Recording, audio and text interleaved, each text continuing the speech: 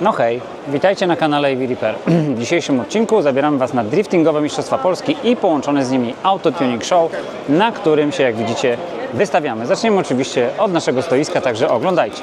Delikatnie się przypromuję i zaproszę Was na stronę evrepair.pl, gdzie możecie kupić akcesoria, części, a przede wszystkim ładowarki do Waszych samochodów elektrycznych. Trzymajcie się, cześć! Nasze stoisko na tej imprezie podzielone jest na dwie części.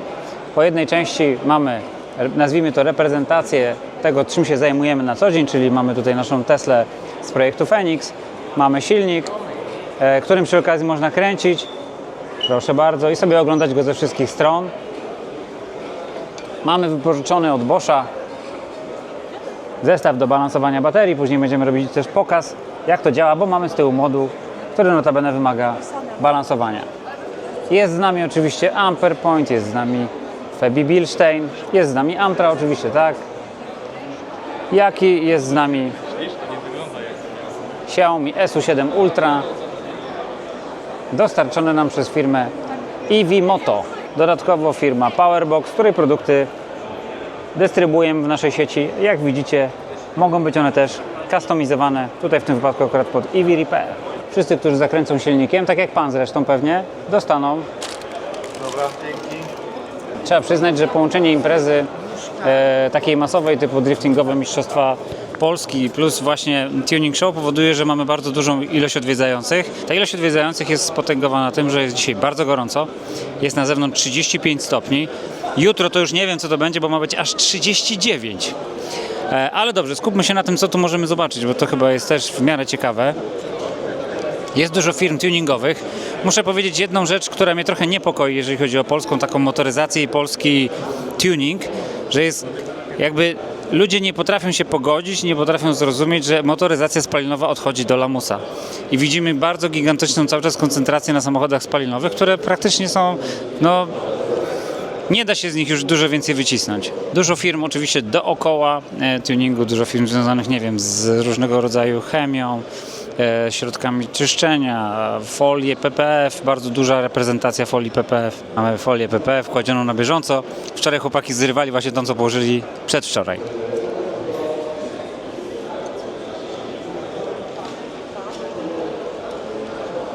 Muszę powiedzieć, że ogólnie tradycyjna formuła imprez motoryzacyjnych zaczyna się wyczerpywać. Byliśmy już na paru imprezach i dochodzimy do wniosku, że te imprezy motoryzacyjne przestają być interesujące, natomiast taka impreza, która łączy ze sobą fanatyka niemalże motoryzacji, czyli kogoś, kto jest zainteresowany konkretną dziedziną, czyli driftem, plus właśnie ekspozycja powoduje, że rzeczywiście tych ludzi jest dużo i no jest dużo wystawiających i bardzo dużo odwiedzających.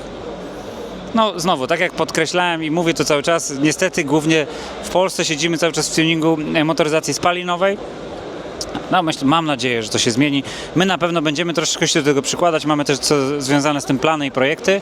Bardzo niewiele samochodów elektrycznych i to jest słabe. Bardzo słabe. Oczywiście jest dużo też to, co mówiłem chyba na każdej takiej imprezie. Z drugiej strony oczywiście to nie jest tak, że nie doceniam i bardzo widzę to, że tutaj są ludzie, którzy się pasjonują. Są bardzo zaangażowani w to, co robią, ale wydaje mi się, że też są bardzo mocno zafiksowani. I trochę ciężko ich odczarować. Zresztą Wiktoria będzie robiła też ankietę, którą Wam dołączymy do tego filmu. Bardzo ciężko jest odczarować ich fiksację na punkcie samochodów spalinowych, natomiast nie ukrywam, że Xiaomi, które jest na naszym stoisku, SU7 Ultra, no, powoduje, że niektórzy zaczynają tak mówić, kurczę, 1500 koni, kolor, wyposażenie i tylko 350 000, za to można mieć co najwyżej jakąś tam Skodę i widzę, że ludzie zaczynają rzeczywiście rozumieć, na czym polega faktyczna siła i moc sprawcza elektromobilności, czyli to, że dostajemy samochód o niesamowitych, niewyobrażalnych wręcz dla samochodu spalinowego parametrach. Samochód, który jest samochodem, który ma siedzenia z tyłu normalnie, nie ma klatki bezpieczeństwa, ma niesamowite osiągi i kosztuje no niewielkie pieniądze. Także wydaje mi się, że jesteśmy przededniu jakiegoś takiego mocnego przewartościowania tego rynku, czy driftingowego, czy warsztatowego i w ogóle rynku motoryzacyjnego. Myślę, że my tu w Polsce też troszeczkę jesteśmy z tyłu, ale będziemy na targach we Frankfurcie I myślę, że tam zobaczymy już tak naprawdę, w którą stronę ten rynek zmierza. I kolejna rzecz, której mi bardzo brakuje tutaj na naszych polskich stoiskach, to jest innowacyjność, czyli co my robimy? My przetwarzamy rzeczy dostarczone nam, obklejamy je PPF-em, ale nie mamy know-how. Nie ma tutaj naszej myśli technicznej w ogóle. Jest Cybertruck, akurat poznaję po tablicy, że to jest taki, który u nas był. Później jeszcze Wiktoria może z Mikołajem, może ze mną pójdzie pokazać Wam, co tam się dzieje w strefie driftu. Oczywiście paddock.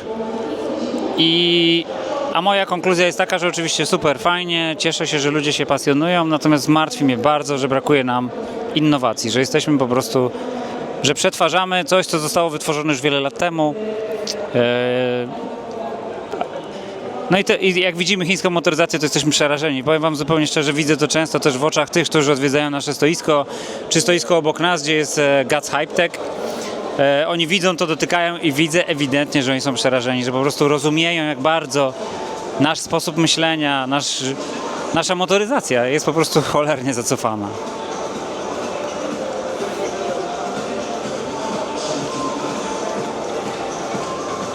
Ale powiem Wam taki dowcip, który gdzieś tam podejrzałem, że prezydent Macron próbował się poradzić europejskiej AI, ale nie mógł, bo europejska AI nie pracuje w weekendy. EU AI, how can Europe become a great power again?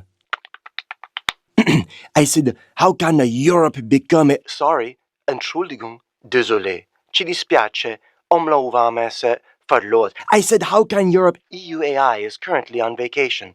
We are not taking prompts until September. Goodbye. I to jest trochę taki wyraz tego, dlaczego my de facto zmierzamy ku, może nie zagładzie, ale pewnego rodzaju deklasacji, jeżeli chodzi o możliwości inżynieryjne i ogólnie wynalazczość. Po prostu nie spędzamy na tym czasu, tak jak powiedział Elon Musk. Elon Musk powiedział, że pracuje 100% czasu, dzięki temu pracuje 50% więcej niż inni. Także chodzi, o co się martwię? Martwię się o to, że przemieniamy się z fanów w fanatyków. Tak, myślę, że musimy jeszcze pokazać część tego wszystkiego, co tu się znajduje. Tak, właśnie taka moja mała konkluzja, że z fanów motoryzacji, z ludzi zapalonych zmieniamy się po prostu w fanatyków czegoś, którzy fiksują się. Staramy się cały czas krążyć wokół tematu, który wydaje nam się znany. Nie wiem, turbiny, silniki spalinowe, tłoki, cylindry, pierścienie. A to już przeszłość, moi drodzy, po prostu przeszłość. O, jest przynajmniej Hyundai. Partner biznesowy, z którym bardzo szeroko współpracujemy, czyli firma Intercars. To jest akurat o tyle fajne, myślę, że to jest taki podobny case trochę do, może nie do końca, ale jednak w pewnym sensie do Impostu, czyli tutaj determinacja i ciężka praca właścicieli doprowadziła do bardzo dużej optymalizacji logistycznej, do niesamowitych wolumenów sprzedażowych, co powoduje, że Intercars po prostu rozrasta się na inne rynki. Nie, oczywiście nie jest to innowacyjne i nie chciałbym, żebyście zrozumieli, że twierdzę, że sprzedawanie czegoś jest innowacyjne. Robienie czegoś lepiej od innych powoduje, że po prostu jesteśmy lepsi. Tak, może rzeczywiście Intercars nie jest innowacyjny, ale Intercars poświęca siły i środki i determinację na to, żeby nie stać w miejscu, tylko się rozwijać i jednocześnie rozprzestrzeniać swój kapitał i swoje możliwości na inne kraje. I no ja mu kibicuję, powiem Wam zupełnie szczerze. Uważam, że fajnie, że polska firma potrafi swoim potencjałem ogarnąć inne rynki i może nie zdominować, ale przynajmniej tam zaistnieć. Jest i Guts Hypetech, proszę bardzo.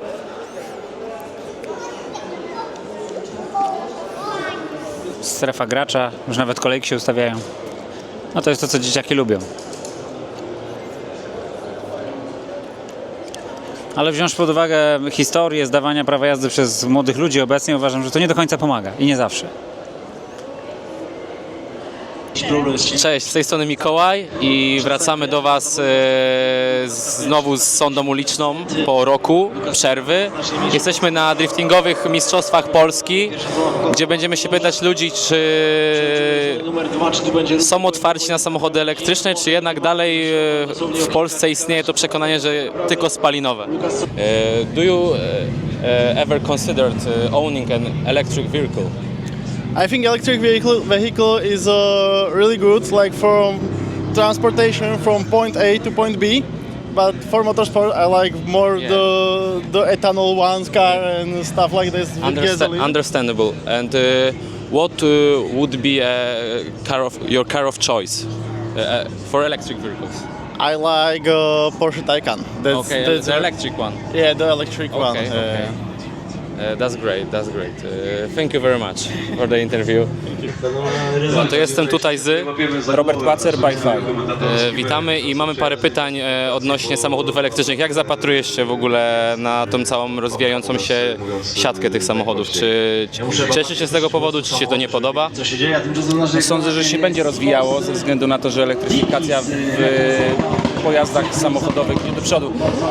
Osobiście miałem dopiero pierwszy raz możliwość się przejechać w zeszłym tygodniu i to aż Cybertruckiem, także przestrzał z górnej półki i osobiście było fajnie. Poużytkowałbym troszeczkę w dłuższej mierze takie auto. Czyli jesteś otwarty na te samochody i czy w przyszłości posiadałbyś ewentualnie taki samochód? Poużytkować, potestować jak najbardziej, ale na razie nie rozważam osobiście, żeby takie auto u mnie wylądowało, bo jednak pełnego zakresu wykorzystania bym nie miał w 100%. Jeżeli chodzi o mobilność przy dużych przejazdach, które osobiście robię. Dobrze, dziękuję bardzo. Ale jak ma pan na imię? Jacek. Jacek, dobrze, miło mi poznać panie Jacku. I jak się pan zapatruje na samochody elektryczne? Nie skreślam.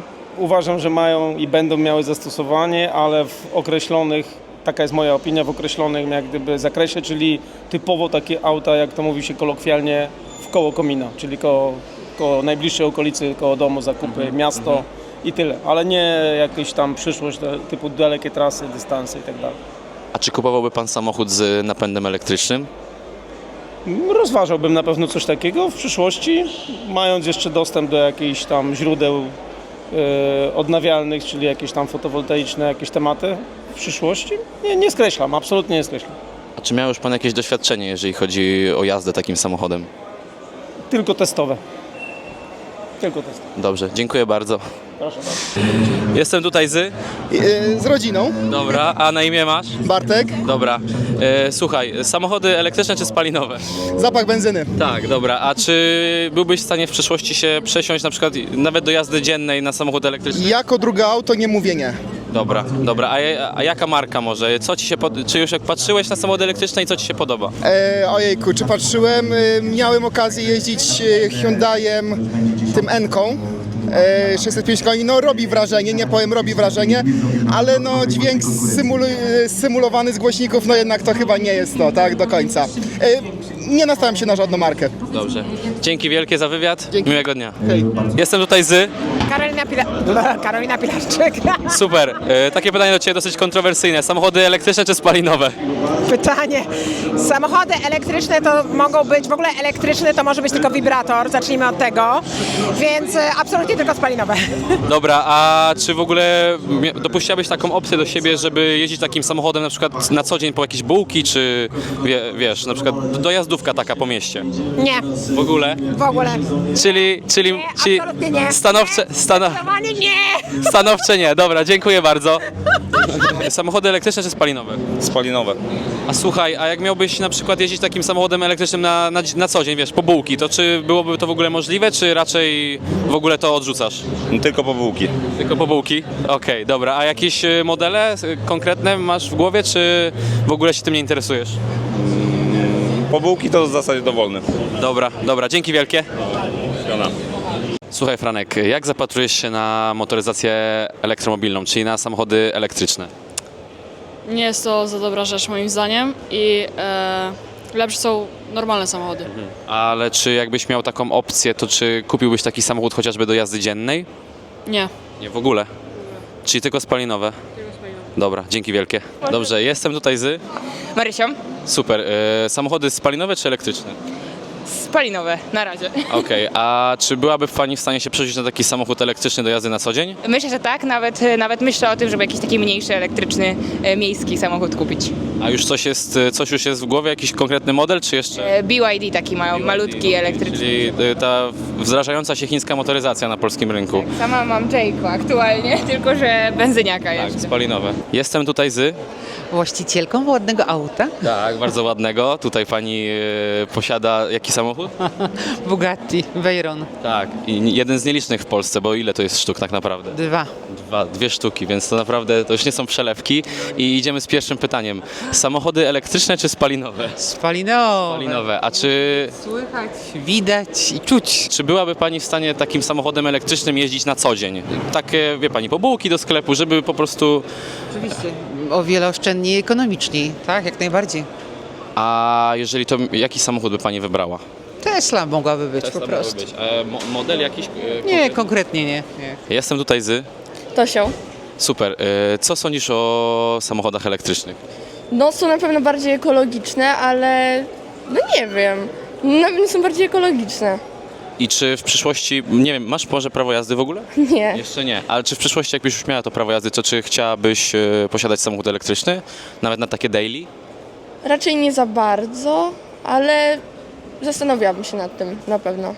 Więc jesteśmy już po driftingowych mistrzostwach Polski i jakbym miał to podsumować, to całe wydarzenie i opinie ludzi, jakie zebraliśmy podczas tego wydarzenia, to rzeczywiście możemy zauważyć, że ludzie już nie są tacy zamknięci na te samochody elektryczne, że zmienia się podejście, że rzeczywiście coraz więcej osób tymi elektrykami, jeżeli to nawet ma być ten drugi samochód, to chce nimi jeździć.